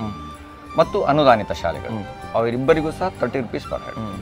ಖಾಸಗಿ ಶಾಲೆಗಳು ಮತ್ತು ಅನುದಾನ ರಹಿತ ಶಾಲೆಗಳು ಅವುಗಳಿಗೆ 60 ರೂಪೀಸ್ ಪರ್ ಹೆಡ್, ಪ್ರೈವೇಟ್ ಸ್ಕೂಲ್ಸಿಗೆ ಮತ್ತು ಅನ್ಏಡೆಡ್ ಸ್ಕೂಲ್ಸ್ಗಳಿಗೆ. ಮತ್ತು ಕಾಲೇಜ್ ಮಕ್ಕಳಿಗೆ 150 ಅಬೌವ್ PUC. PUC ಆದ ನಂತರ 150 ಅವರಿಗೆ ಅದೇ ಹಾಫ್ ಟಿಕೆಟ್ ಅನ್ವಯ ಆಗ್ತದೆ. ಅಪ್ ಟು PUC ತನಕ ಅವರಿಗೆ 60 ಮತ್ತು 30 ರೂಪೀಸ್ ಮಾತ್ರ ಅನ್ವಯ ಆಗ್ತದೆ. ಸೊ ಹಾಗೆ ಅಲ್ಲ, ಸಾರಿ, ಗೌರ್ಮೆಂಟ್ ಕಾಲೇಜ್ ಮಕ್ಕಳಿಗೆ 50 ರೂಪೀಸ್ ಗೌರ್ಮೆಂಟ್ ಕಾಲೇಜ್ ಮಕ್ಕಳಿಗೆ, ಉಳಿದಂತೆ ಎಲ್ಲ 150. ಆಮೇಲೆ ಅವ್ರಿಗೂ 150, ಇವ್ರಿಗೂ 150 ಸೇಮ್. ಸೊ ಅದು ನಮಗೆ ಭಾರಿ ಕ್ಲಿಕ್ ಆಯಿತು. ಅದು ಈಗ ಪ್ರತಿ ವರ್ಷ ಹೆಚ್ಚು ಕಡಿಮೆ 2800ರಿಂದ 3000 ಜನ ಮಕ್ಕಳು 2 ತಿಂಗಳಲ್ಲಿ, ಅಂದರೆ ಅವರ ವೆಕೇಷನ್ ಶುರುವಾಗೋದು, ಸಾರಿ ಇದು ಎಕ್ಸ್ಕರ್ಷನ್ ಟ್ಯೂರ್ ಶುರುವಾಗೋದು ನವಂಬರ್ ಡಿಸೆಂಬರ್ ಟೈಮಲ್ಲಿ ಮತ್ತು ಜನವರಿ ತನಕ ಇರ್ತದೆ. 2ರಿಂದ 2.5 ತಿಂಗಳು. ಆ ಟೈಮಲ್ಲಿ ಒಂದು ಹೆಚ್ಚು 3,000 ಜನ ಮಕ್ಕಳು ಬಂದು ಹೋಗ್ತಾರೆ, ಸರ್ಕಾರಿ ಗೌರ್ಮೆಂಟ್ ಸ್ಕೂಲ್ ಎಲ್ಲ ಕಾಲೇಜಸ್. ಸೊ ರೆಗ್ಯುಲರ್ ಆಗಿ ಬರೋರು ನಮಗೆ ಬೆಂಗಳೂರಿಂದ ಇಂಜಿನಿಯರಿಂಗ್ ಕಾಲೇಜ್ ಮಕ್ಕಳು ಬರ್ತಾರೆ, MIT ಬರ್ತಾರೆ, ಮತ್ತು ಶ್ರೀನಿವಾಸ ಕಾಲೇಜ್ ಆಫ್ ಇಂಜಿನಿಯರಿಂಗ್ ಅಲ್ಲಿ ಡಿಪಾರ್ಟ್ಮೆಂಟ್ ಅವರು ರೆಗ್ಯುಲರ್ ಆಗಿ ಬರ್ತಾ ಇರ್ತಾರೆ. ಸೊ ಅವರಿಗೆಲ್ಲ ಡಿಸ್ಕೌಂಟ್ ಇದೆ. ಸೊ ಕೆಲವೊಮ್ಮೆ ನಾವು ಅದರ ಸ್ಟೂಡೆಂಟ್ಸ್ ಟೀಮ್ ಬಂದಾಗ ವಾಲಂಟ್ರಿಯಾಗಿ ನಾವು ಗೈಡೆಡ್ ಟೂರ್ಸ್ ಕೊಟ್ಟದ್ದು ಇದೆ. ಆದರೆ ಕೆಲವೊಮ್ಮೆ ಅವರು ಬೇಡ ಅಂತ ಹೇಳ್ತಾರೆ, ನಾವು ಕೂತ್ಕೊಂಡು ಸ್ಕೆಚ್ ಎಲ್ಲ ಮಾಡಬೇಕು, ನಮಗೆ ಬೇಡ ಅಂತ ಹೇಳ್ತಾರೆ. ಕೆಲವರು ಬೇಕಾದಾಗ ನಾವು ಸಹಾಯ ಮಾಡಿದ್ದು. ಸೊ ಇದು ಎಂಟ್ರಿ ಫೀ ಇದು. ಸೊ ಎಲೆಕ್ಟ್ರಿಕ್ ವೆಹಿಕಲ್ ಒಂದಿದೆ. ಹಿರಿಯ ನಾಗರಿಕರು ತುಂಬ ಜನ ಬರ್ತಾರೆ ನಮ್ಮಲ್ಲಿ, ನಡಿಲಿಕ್ಕೆ ಆಗೋದಿಲ್ಲ, 6 ಎಕರೆ ನಡಿಬೇಕು, 1.5 ಗಂಟೆ. 6 ಎಕರೆ ಹೌದು, ಒಟ್ಟು 6 ಎಕರೆ ಇದೆ, ನಡಿಲಿಕ್ಕೆ ಆಗೋದಿಲ್ಲ. ಅಂಥವ್ರಿಗೆ ಒಂದು 100 ರೂಪಾಯಿ ಚಾರ್ಜ್ ಮಾಡ್ತೇವೆ ನಾವು ಎಲೆಕ್ಟ್ರಿಕ್ ವೆಹಿಕಲ್ಗೆ. ಅಂದರೆ ಡ್ರೈವರ್ ಕರ್ಕೊಂಡು ಹೋಗಬೇಕು, ಅಟ್ಲೀಸ್ಟ್ ಆ ಮೇಂಟೆನೆನ್ಸ್ ದುಡ್ಡು ಅದರಲ್ಲಿ ಬರಲಿ ಅಂತೇಳಿ. ಸೊ 100 ರೂಪಾಯಿ ಟಿಕೆಟ್ ಇಟ್ಟಿದ್ದೇವೆ. ಹಿರಿಯ ನಾಗರಿಕರು ಇರ್ಬೋದು ಅಥವಾ ಬೇರೆಯವರು ಇರ್ಬೋದು. ಆದರೆ ಮೊದಲ ಪ್ರಾಶಸ್ತ್ಯ ಹಿರಿಯ ನಾಗರಿಕರು, ಅಂದರೆ ನಡಲಿಕ್ಕೆ ಆಗದೆ ಇರೋರು, ಅವರಿಗೆ ಫಸ್ಟ್ ನಾವು ಪ್ರಾಶಸ್ತ್ಯ ಕೊಡ್ತೇವೆ. ಸೊ ಆ ಎಲೆಕ್ಟ್ರಿಕ್ ವೆಹಿಕಲಲ್ಲಿ ಇಡೀ ಎಲ್ಲ ಮನೆ ಕಡೆ ನಿಲ್ಲಿಸಿ ನಾವು ಅವರೆಲ್ಲ ನೋಡ್ಕೊಂಡು ವಾಪಸ್ ಬರ್ಬೋದು. ಸೊ ಅದೊಂದು ವ್ಯವಸ್ಥೆ ಇದೆ ಹಿರಿಯ ನಾಗರಿಕರಿಗೋಸ್ಕರ. ಕುಡಿಯೋ ನೀರಿನ ವ್ಯವಸ್ಥೆ ಎಲ್ಲ ಆಕ್ವಾಗಾರ್ಡ್ ಫಾಸ್ಟ್ ನೀರುಗಳು.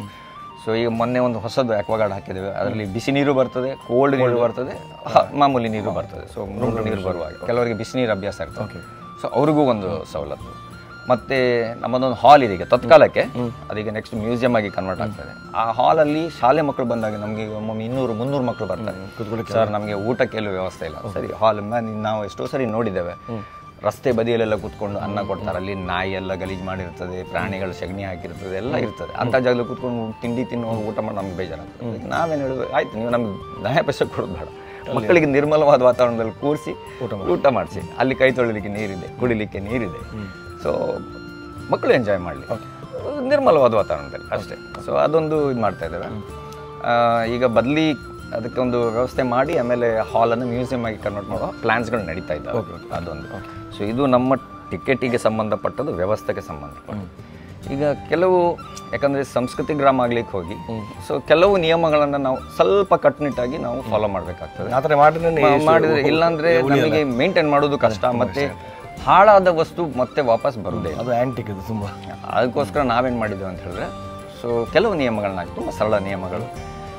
ನಿಮಗೆ ಫೋಟೋಗ್ರಫಿ, ಎಸ್ಪೆಷಲಿ ಫೋಟೋಗ್ರಫಿ ಕ್ಯಾಮರಾಗೆ ಮಾತ್ರ ನಾವು ಚಾರ್ಜ್ ಮಾಡ್ತೇವೆ. ಕ್ಯಾಮ್ರಾದ ದೊಡ್ಡ ಅಂತಂದ್ರೆ ಚಾರ್ಜ್ ಮಾಡ್ತೇವೆ. ಮೊಬೈಲ್ ಫೋಟೋಗ್ರಫಿಗೆ ಯಾವುದೇ ರೀತಿ ಶುಲ್ಕ ಇಲ್ಲ. ಬಟ್ ಎರಡಕ್ಕೂ ಕಡ್ಡಾಯವಾಗಿ ಫ್ಲ್ಯಾಶ್ ಆಫ್ ಮಾಡಬೇಕು. ಉದ್ದೇಶ ಇಷ್ಟೇ, ಆ ಲೈಟ್ ಪೇಂಟಿಂಗ್ಸ್ ಮೇಲೆ ಬಿದ್ದರೆ, ಎಸ್ಪೆಷಲಿ ಈ ತಂಜಾವೂರು ಪೇಂಟಿಂಗ್ಸ್ ಏನಿದ್ದಾವೆ ತುಂಬ ಸೆನ್ಸಿಟಿವ್. ಅವುಗಳ ಮೇಲೆ ಲೈಟ್ ಬಿದ್ದಾಗ ಏನಾಗ್ತದೆ, ಆ ಏರಿಯಾ ಬಿಳಿ ಬಿಳಿ ಪ್ಯಾಚ್ ಆಗಿ ಫೇಡ್ ಆಗ್ತವೆ. ಮತ್ತೆ ನೀವು ಟಚ್ ಅಪ್ ಮಾಡ್ಲಿಕ್ಕೆ ಹೋದರೆ ಅದು ಹರಿದೇ ಹೋಗ್ತದೆ, ಆ ಪೇಂಟಿಂಗ್ ಇದ್ದೇ ಹರಿದು ಹೋಗ್ಬಿಡುತ್ತೆ, ಆಮೇಲೆ ಏನೂ ಮಾಡಲಿಕ್ಕೆ. ಸೊ ಎಲ್ಲ ಲಕ್ಷಗಟ್ಟಲೆ ಬೆಲೆ ಬಾಳೋ ಪೇಂಟಿಂಗ್ಸ್ ಅವು. ಸೊ ಆ ಥರದ್ದು ಇದಕ್ಕೆ ಲೈಟಿಗೆ ಎಕ್ಸ್ಪೋಜರ್ ಮಾಡ್ಲಿಕ್ಕೆ ಆಗೋದಿಲ್ಲ. ನೀವೆಲ್ಲ ಸ್ಟ್ರಕ್ಚರ್ಸಲ್ಲಿ ನೋಡಿ ವಾಮ್ ವೈಟ್ ಬಲ್ಬ್ ಇರುತ್ತೆ, ವೈಟ್ ಯಾವುದೂ ಇಲ್ಲ. ಸೊ ಅದೊಂದು. ಆಮೇಲೆ ಪ್ರತಿ ಸ್ಟ್ರಕ್ಚರ್ ಒಳಗಡೆ ಹೋಗುವಾಗ ನಾವು ಫಸ್ಟ್ ಹೇಳ್ತೇವೆ, ಸ್ಟಿಕ್ಸ್ ಎಲ್ಲ ತೊಗೊಂಡು ಹೋಗ್ಲಿಕ್ಕಿಲ್ಲ, ಸೆಲ್ಫಿ ಸ್ಟಿಕ್ಸ್. ಯಾಕಂದರೆ ನಮಗೆ ಒಂದು 3 ವರ್ಷದ ಮುಂಚೆ ಒಬ್ಬರು ಸೆಲ್ಫಿ ಸ್ಟಿಕ್ ತೊಗೊಂಬಂದು ಈಗ 360 ಡಿಗ್ರಿ ತೆಗಿಬೇಕಂದೇಳಿ ಹಂಡಿ ಎಲ್ಲ ಹೊಡೆದಾಕಿ ಹೋಗ್ತಿದ್ದಾರೆ. ಅದು ಒಂದು ಹಂಡಿಗೆ ಸಾಧಾರಣ 85,000 ರೂಪಾಯಿ ತನಕ, ಒರಿಜಿನಲ್ ಬೆಲ್ಜಿಯನ್ ಗ್ಲಾಸ್. ಸೊ ಹಾಗಾದ ನಂತರ ಅದನ್ನು ನಾವು ಟೋಟಲಿ ಬ್ಯಾನ್, ಸ್ಟಿಕ್ಸ್ ತರಲಿಕ್ಕೆ ಇಲ್ಲ, ಸ್ಟಿಕ್ಸ್ ಗಿಕ್ಸ್ ಎಲ್ಲ ತರಲಿಕ್ಕೆ, ಗಿಂಬಲ್ ಸಮೇತ ಇಲ್ಲ, ಓನ್ಲಿ ಮೊಬೈಲ್ ಕೈಲಿ ಮೊಬೈಲ್ ಹಿಡ್ಕೊಂಡು ಬನ್ನಿ ಅಷ್ಟೇ. ಸೊ ಈ ಥರ ಅದೊಂದು ನಿಯಮಗಳು. ಜನರಲ್ ಇನ್ಸ್ಟ್ರಕ್ಷನ್ಸ್ ಪ್ರಕಾರ, ಒಂದು ನಾವು ಸ್ಟ್ರಕ್ಚರ್ಸ್ ಒಳಗೆ ಹೋಗುವಾಗ ಚಪ್ಪಲಿಯನ್ನು ಹೊರಗಿಟ್ಟು, ನಾವು ಎಲ್ರಿಗೂ ರಿಕ್ವೆಸ್ಟ್ ಮಾಡೋದಿಷ್ಟೇ, ಒಂದು ನೀವು ಶೂ ಅನ್ನು ಹಾಕೊಂಡು ಬರಬೇಡಿ, ನಿಮಗೆ ತೆಗಿಲಿಕ್ಕೆ ಹಾಕ್ಲಿಕ್ಕೆ ಕಷ್ಟ ಆಗುತ್ತೆ, ನಿಮಗೆ ಕಷ್ಟ ಆಗ್ತದೆ. ಚಪ್ಪಲಿ ಹಾಕೊಂಡು ಬನ್ನಿ. ಯಾಕಂದ್ರೆ ಚಪ್ಪಲಿ ಹಾಕೊಂಡು ಬಂದರೆ ನಿಮಗೆ ತೆಗಿಲಿಕ್ಕೆ ಸುಲಭ. ಪ್ರತಿ ಸ್ಟ್ರಕ್ಚರ್ ಒಳಗೆ ಚಪ್ಪಲಿ ತೆಗೆದು ಹೋಗಬೇಕು ಅಂದರೆ ಸ್ವಚ್ಛತೆ ಮತ್ತು ಹೈಜೀನ್ ಮೇಂಟೈನ್ ಮಾಡಬೇಕು ಒಳಗೆ. ಅದಕ್ಕೋಸ್ಕರ ನಾವು ಚಪ್ಪಲಿ ತೆಗೆದು ಒಳಗೆ ಹೋಗಿ ಅಂತ ಹೇಳ್ತೇವೆ. ಎರಡನೇದು, ಯಾವುದೇ ವಸ್ತುಗಳನ್ನು ಮುಟ್ಲಿಕ್ಕೆ ಹೋಗಬೇಡಿ. ಯಾಕಂದರೆ ಹಳೆ ಕಾಲದ ವಸ್ತುಗಳು ನಿಮಗೆ ಆಕ್ಸಿಡೈಸೇಷನ್ ಅನ್ನೋದು ಬಂದೇ ಬರ್ತದೆ, ಜಂಗ್ ಹಿಡಿಯೋದು ಅಂತ ಹೇಳ್ತಾರೆ ನೋಡಿ, ಆ ಥರ. ಆ ಕಾಪರ್ ಸಲ್ಫೇಟ್ ಅಷ್ಟು ಒಳ್ಳೇದಲ್ಲ. ಎಲ್ಲೋ ನೀವು ಒಳ್ಳೊಂದನ್ನು ಮುಟ್ಟಿ ಬಾಯಿಗೆಲ್ಲ ತಾಗಿಸಿದ್ರು ಮತ್ತೆ ತುಂಬ ಡೇಂಜರ್. ಅದಕ್ಕೋಸ್ಕರ ನಾವು ಹೇಳ್ತೀವಿ ಮುಟ್ಲಿಕ್ಕೆ ಹೋಗಬೇಡಿ. ಮತ್ತು ಹಳೆಯ ಫರ್ನಿಚರ್ಗಳು, ಅದ್ರ ಮೇಲೆ ಕುತ್ಕೊಳ್ಳೋದು, ಉಯ್ಯಾಲೆ ಅಂತೇಳಿ ಕುತ್ಕೊಳ್ಳೋದು, 3-4 ಜನ ಕುತ್ಕೊಳ್ಳೋ, ಕಟ್ಟಾಗಿ ಏನೋ ತಲೆ ಮೇಲೆ ಬಿದ್ದರೆ ಅದು ಸಮಸ್ಯೆ. ಸೊ ಅವರಿಗೆ ಅವರ ಸುರಕ್ಷತೆ ದೃಷ್ಟಿಯಿಂದ ಈ ಎಲ್ಲ ನಿಯಮಗಳು ಅವರ ಸುರಕ್ಷತೆ ದೃಷ್ಟಿಯಿಂದ. ಎರಡನೇದು ನಮ್ಮ ವಸ್ತುಗಳ ಸುರಕ್ಷತೆ. ಸೊ ಇದೆರಡು ನಿಯಮ ಇಟ್ಕೊಂಡು ನಾವು ಯಾವುದೇ ವಸ್ತು ಮುಟ್ಟಬೇಡಿ ಅಂತ ಹೇಳ್ತೇವೆ. ಮೂರನೇದು, ನಿಮಗೆ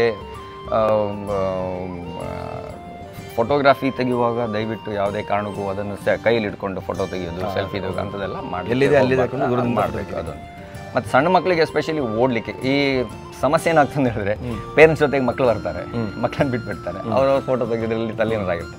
ಮಕ್ಕಳಿಗೆ ಅದು ಸಮಸ್ಯೆ ಆಗ್ತದೆ. ಮಕ್ಕಳೆಲ್ಲರೂ ಓಡಿ ಬಂದು, ಯಾಕಂದರೆ ಎಲ್ಲ ಹಳೆ ಕಾಲದಲ್ಲಿ ನೋಡಿ ಈ ಹೈಟಲ್ಲಿ ಓಡಿ ಬಂದರೆ ನೆಲದ ಮೇಲೆ ಜಾರಿ ಬಿದ್ದರೆ ಸೀದಾ ಆಲ್ಮೋಸ್ಟ್ 1 ಫೀಟ್ ಜಾಸ್ತಿ ಇದೆ, 2 ಫೀಟ್. ಸೊ ಮಕ್ಕಳಿಗೆ ಸಾಕಷ್ಟು ಕೈಕಾಲು ಮುರ್ಕೊಳ್ಳಿಕ್ಕೆ. ಸೊ ನಾವು ಅದನ್ನು ಸಹ ನಾವು ತಂದೆ ತಾಯಿಗಳಿಗೆ ಹೇಳ್ತೇವೆ, ಮಕ್ಕಳಿಗೆ ಒಂದು ಜಾಗ್ರತೆ ಮಾಡಿ ನೋಡ್ಕೊಳ್ಳಿ. ಹೌದು.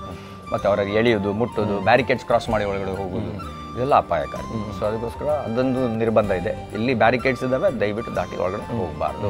ಅದೊಂದು ಕುಡಿಯೋ ನೀರಿನ ವ್ಯವಸ್ಥೆ ಒಳಗಡೆ ಇದೆ, ವಾಶ್ರೂಮ್ಸ್ ಒಳಗಡೆ ಇದೆ. ತಿಂಡಿ ಯಾವುದೇ ರೀತಿಯಿಂದಲೂ ಅಲೌಡ್ ಇಲ್ಲ. ಸಾಫ್ಟ್ ಡ್ರಿಂಕ್ಸ್, ತಿಂಡಿ, ಟಿಶ್ಯೂ ಪೇಪರ್ಸ್ ಅಂತ ನೀರಂತೂ ಇಲ್ಲಿ ನೀರು ಇಲ್ಲೇ ಇದೆ, ತೊಗೊಂಡು ಹೋಗ್ಬೋದು. ನಿಮ್ಮ ನೀರು ಇಲ್ಲ, ನಾವು ಇಲ್ಲಿ ನಮಗೆ ನೀರು ಬೇಡ, ಫೈನ್, ನೋ ಪ್ರಾಬ್ಲಮ್, ನಿಮ್ಮ ನೀರು ತೊಗೊಂಡು. ಸಾಫ್ಟ್ ಡ್ರಿಂಕ್ಸ್ ಇಲ್ಲ, ನೀರು ಬಿಟ್ಟು ಬೇರೆ ಏನೂ ಇಲ್ಲ. ತಿಂಡಿ ಸಮೇತ ತೊಗೊಂಡು ಹೋಗ್ಲಿಕ್ಕಿಲ್ಲ. ಬಟ್ ಕೆಲವು ಹಿರಿಯ ನಾಗರಿಕರಿಗೆ ನಾವು ಅಲೋ ಮಾಡ್ತೇವೆ, ಎಸ್ಪೆಷಲಿ ಡಯಾಬಿಟಿಸ್ ಇದ್ದವರಿಗೆ ಅಥವಾ BP ಶುಗರ್ ಇದ್ದವರು, ಅವ್ರಿಗೆ ಏನಾದ್ರು ತಿನ್ನಬೇಕು, ಏನಾದ್ರು ಇರಬೇಕು. ಆವಾಗ ನಾವೇನು ಮಾಡ್ತೇವೆ, ನೀವು ಸ್ಟ್ರಕ್ಚರಿಂದ ಹೊರಗಡೆ ಕೂತ್ಕೊಳ್ಳಿ, ಈ ಥರ ಕಟ್ಟೆ ಕಟ್ಟಿದೆ ನೋಡಿ, ಈಗ ಕೂತ್ಕೊಳ್ಳಿ, ತಿಂದು ನಿಮ್ಮ ಕಸ ನಿಮ್ಮ ಬ್ಯಾಗಲ್ಲೇ ಹಾಕುತ್ತೆ. ಸೊ ಇಲ್ಲಿ ಕ್ಯಾಂಪಸನ್ನು ಗಲೀಜು ಮಾಡಿ. ಸೊ ಅದೊಂದು ಒಂದು ಕಂಡೀಷನ್ ಒಂದು.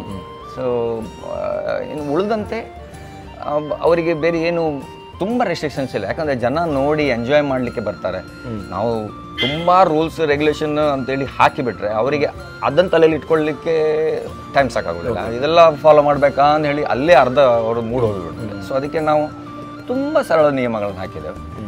ಅವರ ಸುರಕ್ಷತೆ, ನಮ್ಮ ಸುರಕ್ಷತೆ. ಸೊ ಅವರು ಜನರು ನಮಗೆ ಫಾಲೋ ಮಾಡಿದ್ರೆ ತುಂಬ ಖುಷಿ.